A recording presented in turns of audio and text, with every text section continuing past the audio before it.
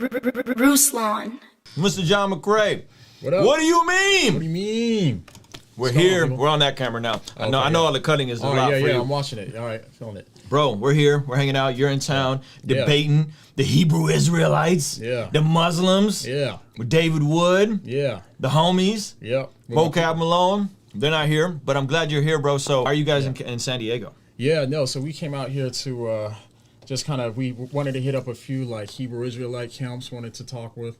We want to talk to some Muslims on the street, so we kind of just came down. We're like, well, we had nothing else to do this weekend, like a lot of us. So we're like, yeah, let's just come down and let's just talk to some people and have some like on the street debates and stuff like that. So came down and just, you know, started engaging with people and had the debates. So yeah. And there were no fist fights. Yeah, no fist fights. No. They don't want that anyway. Yeah. Man, it's fun to hang out with you in person. The first time we hung out in person, obviously we FaceTimed and done some streams together, so I'm stoked you're here. Let's get into this idea of the YouTube space and how fertile it is for Christians. And what you do is different than what I do. You're kind of central around apologetics to current events, which I love. I don't know what the heck I do in context of that, but I love your content. I was a fan of your content before we ever met. So just talk about like the opportunity here right now for Christian creators to potentially hop on a YouTube and flip. No, but that's what's kind of cool is like YouTube, I think, is a space now where Christians are they're starting to become like a niche where the algorithm is recognizing what Christians are doing and putting them together and stuff, which is really cool and it's exciting because when I first came on YouTube, it was a different environment. You know what I mean? There wasn't that many people that were, you know, kind of like picking up and stuff like that. You know what I mean? And there wasn't. As far as I know, I didn't see too many Christians talking about like current events and giving thoughtful Christian perspectives and stuff. You know, so now like, you know, as things have been growing and stuff like that too, you're seeing more and more of it, and it's a good thing to see. I think it's really fertile right now for a lot of Christian influencers to have a voice and actually be heard on YouTube. So yeah, because the alternative used to be like, yo, you go on staff at a church and like be the youth pastor, be the associate pastor, right? And now because there's this entire fertile space, it just allows another expression of the gospel. Where if we talk about like a brother like Alan Parr, he was kind of like a worship leader, and now he has this amazing, incredible YouTube channel. If it wasn't for YouTube, I don't know if someone like him, me, would really be flourishing in our sweet spot, you know, and I think that's really cool. Who do you think you would be if it wasn't for YouTube? Prior to YouTube too, what I was doing a thing called basically what it was is we go to coffee houses and have discussions with a lot of atheists and stuff like this too. So it's part of this club where we were doing that, and so I was doing a lot of that engagement, like having like, you know, in-person debates with a lot of atheists and then talking to people from different faiths and stuff like that too, you know. And I kind of always flirted with the idea of being a pastor, even though I was like, I don't really kind of want that kind of, you know what I mean, responsibility. That's a lot of responsibility. But I flirted with it too because I always saw these needs in the church, you know what I mean? So I'm just like, well, why am I not helping to fulfill these needs, you know? So I've always flirted with that, but I don't know what I'd be doing if it wasn't this ministry full time. I mean, you know what I mean? I'd be doing something in a church too, you know, and I still do church stuff and all that too, but something like that. Yeah. What about you, man? I was on staff at my church for 2 years, helping with the sermon prep, helping with the young adults ministry, and doing all the media. Oh, snap. And it was cool, but I was utterly miserable.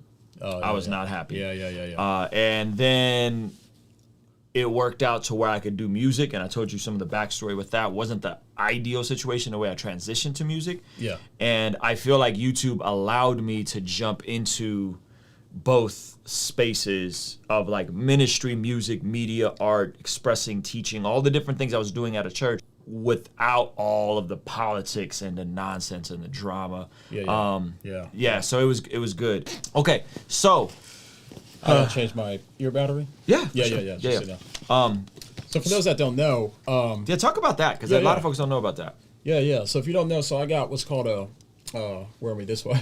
Got a cochlear implant. So cochlear implant helped me hear. I lost my hearing randomly, almost probably now about maybe 8-9 years ago or so, and so cochlear implant helps me hear. But the story is kind of wild. I have a video on my channel if you guys want to see it to kind of get more details. But yeah, I lost my hearing, so I use a cochlear implant to be able to hear now, which is super wild because it's like Yeah, it's like electronic rather than actual sound waves. They're electrical impulses. Super interesting. But anyways, yeah. So I lost my hearing, and then but praise God, you know, I can hear good with the implant. So. Was that in any way relation to your background in music? Because I know a lot of folks end up long term losing hearing in music, being in the studio, live shows, or was it just completely kind of like a genetic or whatever? Like what caused the hearing? Yeah, no. So initially I thought it was. I figured I was like, it's probably music because like I was like on tour and stuff, and I wasn't wearing earplugs and always around loud music. But the doctor said that it couldn't be due to loud music because the hearing damage was so significant that if I kind of how the cochlear shaped, it's kind of shaped like a snail, and then you lose your high frequencies first with loud noise. But I've lost all my highs and all of my mids, and it was going into my lows. Whoa. So I was down to 10% hearing in this ear, 15% hearing in this ear, and so so they did the cochlear implant on this side. But but they actually don't know what caused it. It was kind of like just a weird kind of random thing. They said there's a lot about hearing loss we still don't understand, and so so they have no idea what caused it. That's crazy. When we had Zoe, they were doing the hearing test, and they couldn't get her to register on the hearing test. They had to do like 3 or 4 times, and we were sitting there looking at each other like, whoa, you know. And then they said it was because of like the embryonic fluid or something. And they just had to keep massaging her ear, and then she got it. Oh dang, that's wild. You were like, but you did go without hearing for like a month. Is that correct? Oh no, it was a year. It was a year. You couldn't hear anything. Well, so I could hear a little bit. So how it was is I had 15% left in this ear, but I could only hear low frequencies, you know. But after the surgery, because there's an internal component to this as well. So after the surgery, I went like completely deaf in this ear. Like I lost all my residual hearing in this ear. So what's weird about the cochlear implant? It's not like contact, so you can't just put on your cochlear implant and you can hear. You actually your nervous system has to relearn how to hear again. Wow. So it's looking for matches. And so like all of the noises that I couldn't hear, they started coming in here, but it was like it was coming in as beeps and ticks. So it wasn't coming in like regular noises. It was like those old school dial-up modems, you know what I mean? So so it took forever, and then over time, like I almost gave up because I've heard some horror stories where people never got their hearing back, you know what I mean, even with the cochlear implant. Yeah. So I almost thought I was never going to be able to hear again. I was like, I'm going to be one of those people, you know what I mean? But over time, I started hearing a little bit of tone underneath some of those beeps and ticks and the mechanical noises, and then a little bit more, and then a little bit more. And it was a long process, really exhausting. Wow. Got to focus hard. Yeah. So how long ago was this? It's probably about 6 years ago or so, maybe. Wow. And now where's your hearing at now, would you say? Actually, less than that, maybe about 4 years ago. Yeah. So now, I mean, I hear pretty good, but the only thing is I don't know what things really sound like out there. You see what I'm saying? Because I'm used to it, so it sounds normal to me now. But I don't know if that's really normal or if it's mechanical. You know what I'm saying? Because then I just get used to it. But I think it's mechanical because some things just sound way too similar to me. Like my wife's voice and my kids' voices are all really similar. You know what I mean? Ooh. And so so I don't know what the real world sounds like anymore. Yeah, and I can't hear direction and stuff. I lost that for life, so I can't hear direction or distance. Now, did you have to learn sign language in this process? You didn't. You just wrote. How did you communicate? Yeah. So this was right before my channel, because I spent a ton of time having to like write out. I mean, just like spend time on Facebook, right? And I was like doing debates and stuff on Facebook a lot because I had nothing else to do. I was out of work for like a year, you know what I mean, over a year. And so for a lot of it, I mean, I was just like I lip read really well. Okay. Yeah. Okay. So that's why I compensated for it. So even now I still have a habit of looking at people's lips when they're talking. Yeah. So I'm always looking at people's lips. But wow. Yeah. So let's shift gears a little bit. We talk a lot on this channel about the close-handed essentials of the gospel. What does it mean to be saved? You said one of the biggest threats to the gospel, to Christianity today, is a works-based salvation. Right. Yeah. Talk about that some more. Yeah, no, this is my belief, is that the biggest threat to the gospel today is works, because what I realize is that we all have a natural tendency to put an emphasis on works. And one of my theories for why is because it helps us feel better, right? About our faith, about like our standing with God. It's easy if we can look to those other people as like, oh, these people do those things. No real believer would do those things, but then we think we're not doing those things, so we feel good. You know what I mean? But the thing is, like, Jesus kind of like poked at that too with people. He's like, okay, so you think you're good because you're following the law you haven't, you're not committing adultery, Right. but you've even looked at a woman with lust, you've committed adultery, you still broke the law. You see what I mean? And so that's the thing, is like, we want to be justified by something we do naturally, but if you look at the definition of grace, if you just start from this, the definition of grace is it's an unmerited gift. You don't work for it. It's a freely given gift, right? So if it's a freely given gift, it can't be by works. And this is the argument Paul makes in Romans 11:6, where he says, if it's by works, then it's no longer faith. You know what I mean? Because faith and works are mutually exclusive in that sense. If you're working for something, it's a paycheck. Paul makes this argument in Romans 3. He says it's called a paycheck, right? If you're working for it, it's called a paycheck.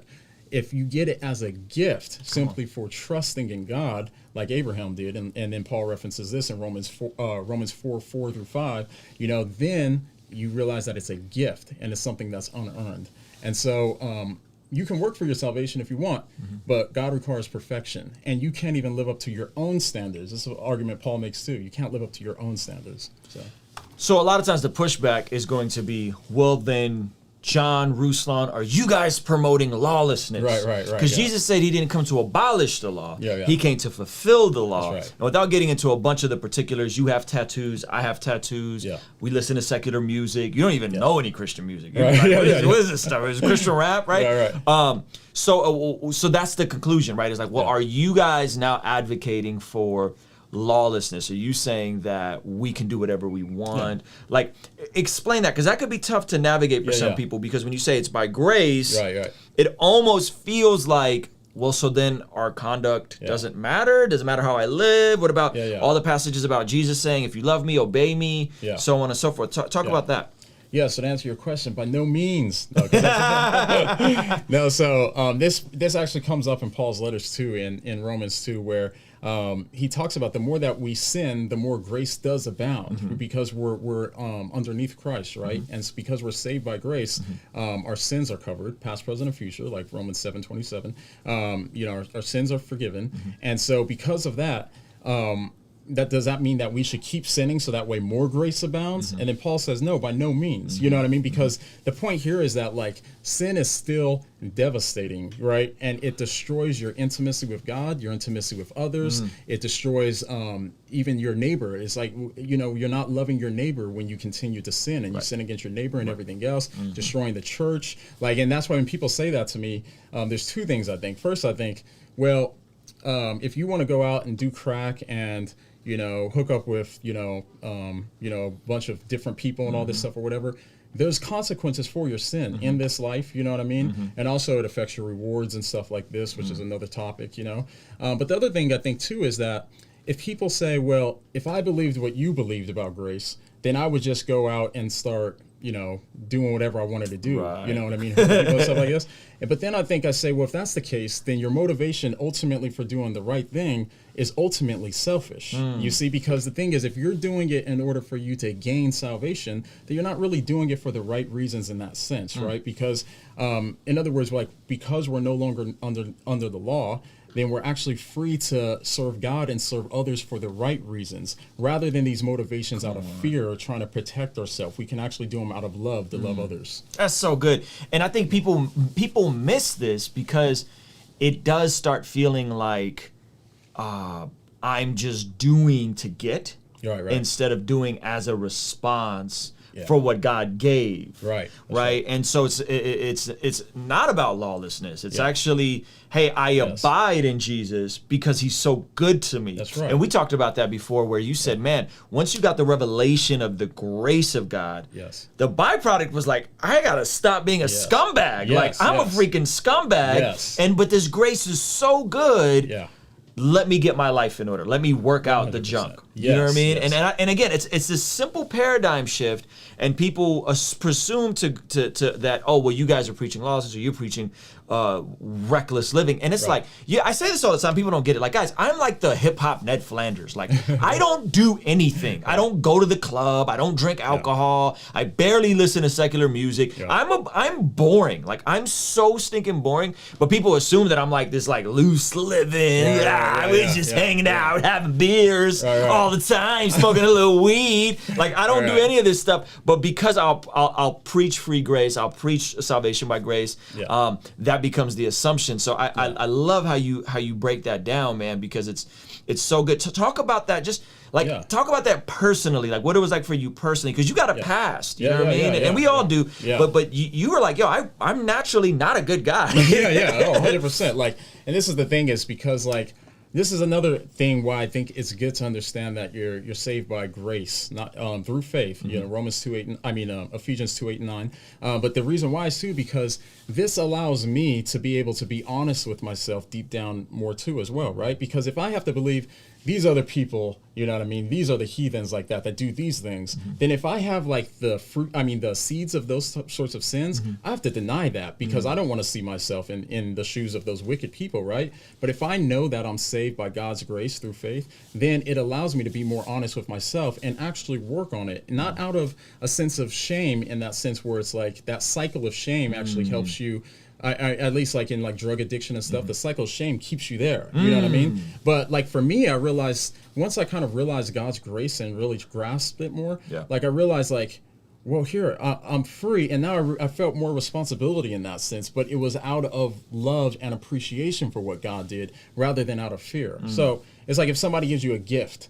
You know, like how Jesus says, he who's needs, I can't remember exactly how I was worded, but if you're forgiven for a lot, then you're thankful for a lot, right? And so you end up learning God's grace more. But if somebody gives you a gift that, say it's like, you know, $1 or something like that, it costs them $1, you're like, okay, thanks. You know what I mean? I appreciate it, right? But if you realize it was like $1 million or, you know, and got you out of all the debt that you were so desperate to get out of, you know what I mean? Then you're so grateful. What is your response? Is it that, well, okay, cool, now I can just, you know what I mean, treat this person like crap, never talk to him again? That's not your response. Your thankfulness and the gratefulness is what motivates you to want to, you know, do things for them and please them. You know what I mean? Because I don't feel compelled to do a YouTube channel and to talk about the gospel and stuff like that. But because I love what God has done for me and it's blessed my life so much and I'm so grateful for it, I have a joy to give the gospel to different people. Yeah. So. And it's as simple as like it's the kindness of God that leads to repentance. Fear may be a more polarizing motivator in the moment, right? Like fear. I don't want to go to hell. I don't want everybody to get raptured, and I don't get raptured. That was like why when I started like exploring, she's like, all right, everybody's gonna get raptured. I'm gonna get left behind. And the movie came out, but the repentance part, I think, is a byproduct of understanding the kindness and grace of God. Yeah. Let's talk about, are there tools that you've incorporated on your journey of sanctification? In my life, I talk a lot about therapy. You know what I mean? I talk a lot about fitness, getting in the gym. And I don't see these as compartmentalized because I think a lot of my struggles with sin are oftentimes correlated to not taking care of myself, not sleeping enough, the sexual trauma from my childhood, and dealing with it holistically, right? What input would you have on that in terms of that sanctification process? Yeah, absolutely. So there's a few things. One, I'd say one thing that I didn't, so I'm naturally super introverted, okay? So I'm not an extrovert. I can maybe appear like an extrovert sometimes, maybe, you know, but I'm really introverted, and I never really appreciated community and groups and that sorts of thing. But what I really realized is like having some really close people that I can talk to about anything, and I know it's a safe and authentic environment where, and these people are wise, you know what I mean? And they're listening to me, and then they can help me with scriptures and stuff like that. That really helped drastically in my life, you know what I mean? To maintain that. And also too, the kind of, it's not that you don't want to think about yourself at all, but when you have that focus, like even in like a fear-based kind of system for theology, you're so focused on yourself that like it kind of suffocates you, you know what I mean? And then you're just kind of in this little spiral of like, you know what I mean, insecurity, even if it's insecurity or arrogance, you know what I mean? You're in this cycle where you're so focused on yourself that it kind of just keeps making you more and more, it kind of keeps you trapped, right? Yeah, because we all tend towards selfishness. So being left self-centered, you know what I mean, helps when you have something greater too as well. But yeah, outside of that, I mean, it's just so interesting because the difference now in my life is I love to read the scriptures. I used to just not really like to read the scriptures. You know what I mean? Like, so I relate when people's like, oh, the Bible, you know, they feel like it's boring or something. But now it's like, you know what I mean? It's not, because there's not that condemnation, like, you know what I mean? Romans 8:1. There's no that condemnation for those in Christ. So, yeah, that's good, man. In terms of that, you have tattoos. Yep. You aren't a literal Sabbath observer. correct. Yeah. Talk about that relationship in context of this, right? And again, gospel, saved by grace through faith. Yeah. And yet you don't look like a Christian, right? And to some folks, they're going to be like, well, you do this and you do that and you don't do this. So just talk about that. Yeah, of course. So, so the way I kind of think about it too is like, so I don't tend to talk a lot about tattoos because I have tattoos, right? I think it's funnier because years ago, me, David Wood, and Vocab Alone did a video. We didn't talk prior to this. We got a question about our position on tattoos. Wood has like a couple tiny tattoos, but it's not big on tattoos. Vocab didn't have any tattoos. And we all came to the same sorts of conclusions too. When we're quoting from like Leviticus 19:28, it's the common passage where people talk about for tattoos. If you understand the context there, you understand the law and the purpose for why God is having them do these things, like, not trimming the edges of their beards, all these other different things. It's because he wants to separate them from looking like the rest of the surrounding nations in the ancient Near East, right? And so we understand too, we're no longer underneath that law, right? Because there was a specific purpose, and we knew that a greater law was coming, right? So I mean, the greater covenant was coming too. You know what I mean? In the new covenant. So, anyways, so that's kind of like the thing too. But even I've talked to scholars about it. I know a lot of scholars. I know personally a lot of scholars, you know what I mean? Bible scholars and stuff too. And every single one I talk to that don't have tattoos, you know what I mean? People that take the Bible seriously and really understand the Bible from beginning to end. We all seem to be in agreement without even talking to each other about this, just because we understand the dynamics of what was going on in Leviticus in that section. So yeah. Or even what was going on in Acts and what was going on in Galatians and these Christians getting saved, and then the Gentile Christians, and then them wanting to be held to the Old Testament law. That's right. And it was a big deal for Paul and Peter, and it was a big moment in Christian history, because it was like, is this going to stay a sect of Judaism, or is the way going to be an actual completely different movement? And again, why do you think there's so much inconsistency and what seems to be like incompetence or ignorance about the Bible? Yeah, well, that's a baited question. Well, here's the thing is like, the way I see things is like, we all get value from different things, right? I did a video where I talked about racism. I think it's called something about how Christianity ends racism or solves racism, something like that. You can look it up. But I talk about what I called value makers. And so we're naturally insecure as humans, right? We feel insecure, and we're always looking to elevate our status by doing good things. But if we can't, the easiest thing to do is look at somebody else and say, those people are doing that. And then we can elevate ourselves without even having to do anything. You know what I mean? Look at people that you can perceive as more insecure. So I think psychologically, we're all prone to this. Because of our sin nature, we're all prone to this. We want to get our value from other things besides God, even his law, even morality, even good things. Taking good things and turning them into these gigantic ultimate things, you know what I mean? It's still sin, you know what I mean? And so that's the thing. So we have a tendency towards that, and everybody has a different list when it comes to works, right? This is another reason why I think it's like with works, I feel like you want to give lists of works that you're not feeling tempted with and guilty of and stuff like that, and condemn people by those. But then when you look at your own life, you know what I mean, then someone else is going to have a different list than you. And so I think this is the problem with adding works as a condition for salvation, because everybody has these different lists, right? And this is what Jesus pointed out over and over, Paul pointed out over and over. He's showing you that you don't make it by your own standards, you don't make it by God's standards. The only way you can be consistent and be saved is going to be by faith through grace. Which is by good. Grace through faith. By grace through faith, which is good news. Yes, right. Like that's good good news when you really stop and think about it, and you're like, yo, all of this performance I'm trying to do, all of these shenanigans, all of these things I'm trying to do to look the part is really unnecessary. Yeah, that's right. Just believe. belong, and eventually you will become like Jesus and his saints. And for different people, it takes longer. For me, it took way longer to conquer lust, or not to say I conquer lust, but conquer like pornography or whatever than it did, I don't know, not cussing. You know what I mean? Like there's certain things that just like, oh yeah, I got to stop doing that. I got to stop doing this. Okay. But other things took longer. And it wasn't because of a lack of effort necessarily. It was a lot of times just an ignorance on how to facilitate and change my habits and how to direct these different things. And I think, like you said, we'll take things that are intended, and then we'll ignore our own faults while holding them to other people. 100%. What do you think the solution to that is? Do you think the solution to that is just more consistent, better preaching on YouTube and local churches, pastors? Like, how do we mitigate that?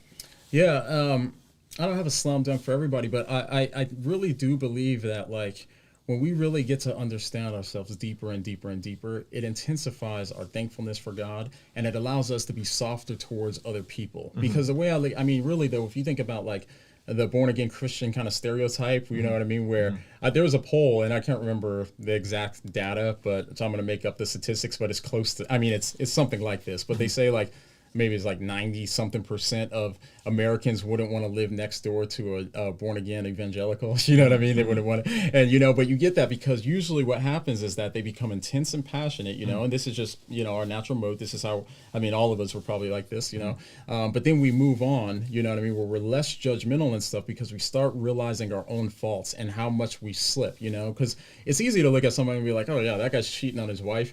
You know what I mean? Horrible person or whatever, like I'm not anything like that. But Jesus says if you've looked at a woman with lust, you've committed adultery in your heart. Same with I haven't killed anybody, but you've looked at your brother with hate. You see what I mean? And so those sorts of things too really do kind of humble you, because you realize that you are no greater than this person who's doing what you consider to be one of the worst sins. You are no greater. You know what I mean? And so that humbles you, because then it shows you that, like, we're all in the same boat here. The purpose of the law was not to show you how good you were. It's to show you how good you aren't. You know what I mean? Because it's there to condemn you, to show you why you need a savior. Yeah.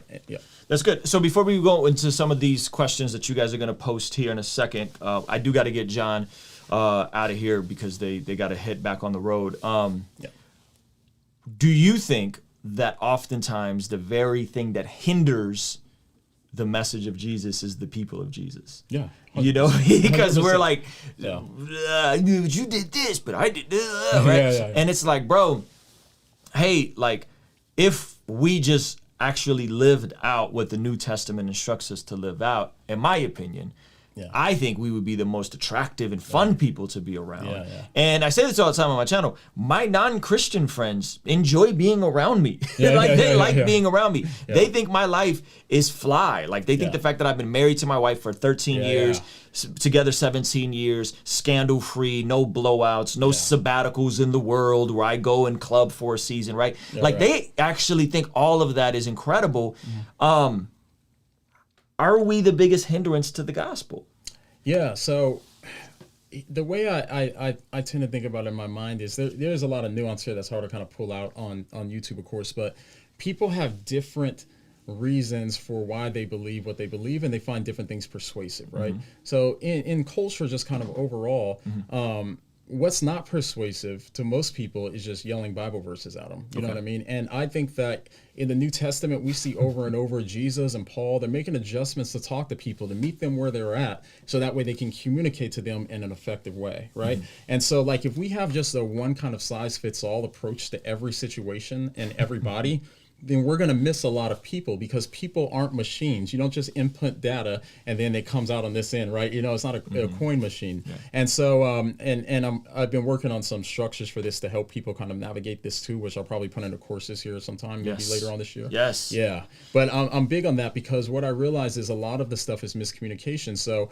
to somebody who's really kind of more of like saying you should care about how other people feel, and then you have somebody that's just like, you know, yelling condemnation verses at them, you know what I mean? That's not going to communicate right, you know what I mean? And I know that each type, I realize they find the other types of talking offensive, but like, and they think their way is the one size fit all. So anyways, all that's just to say is that it really depends on how we communicate, but we should be able to love the person first, like be good missionaries, right? Yeah. Meet the person where they're at, learn their language, learn their culture, understand them, and then be able to illuminate the gospel through those experiences. That's so good. You said what's not persuasive is yelling Bible verses at people. I call these guys the Hulkamaniac Christians. We just gotta tell brothers out here to just preach the gospel. Remember to eat your vitamins and say your prayers, brother. You gotta preach the gospel, brother. Just go out into the world and preach the gospel, brother. Right? And so it's like that's the energy that they're on. They're these like Hulkamaniac Christians. Here's what I'd say. Which is not bad in and of itself. Yeah. Right? But it's also just not persuasive. Yeah. I'd say that, to be honest, like to be fair, some people may find that persuasive, but in this culture that we're in today, the vast majority of people will not find it persuasive. They'll just find it offensive, and you don't do anything to really help. And sometimes it's okay to be offensive, by the way, too. But God give us wisdom. Pray for wisdom and think carefully about this, and hopefully the course I put together helps with this too. But you don't want to be unnecessarily offensive. Unnecessarily offensive. Gosh, that was good. Okay, we really got to go. Yep. Complicated things I felt, from cash aid to building generational wealth. Look, from her just hoping she can land a job to owning businesses, not feeling yeah, I need some real estate next. I've been the realest, not best. Is there a difference? I guess nah. Yeah, they told me God bless. I told them